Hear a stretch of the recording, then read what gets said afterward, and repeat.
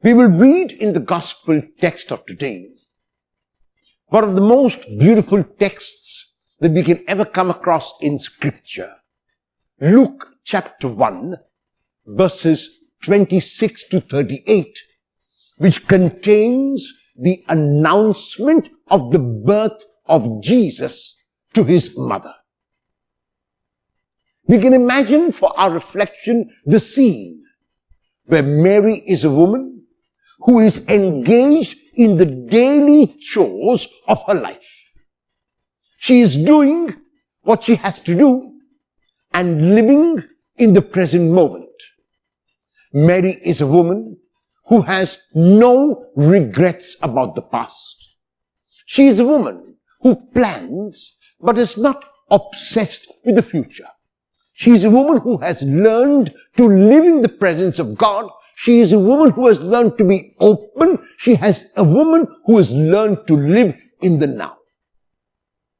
It is to this Mary that Angel Gabriel is sent again. And he announces to her that she is to be God's mother. She is to bear a son. She will call the name of the child Jesus. And Mary is not disbelieving.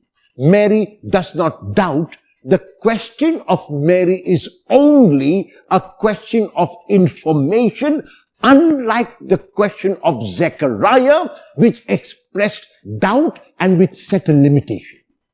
Mary's question does not set a limitation on what God can do, and as the angel says very explicitly, nothing is impossible for God.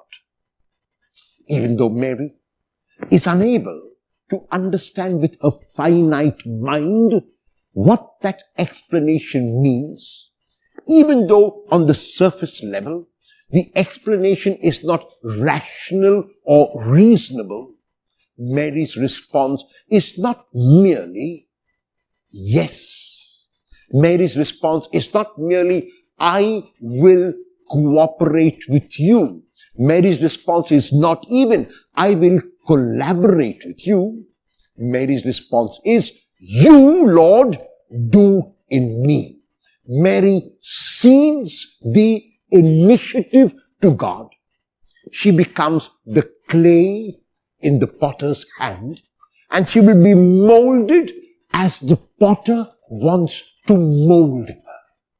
She will not tell the potter what to do. She will hear what the potter wants her to do, and she will do it.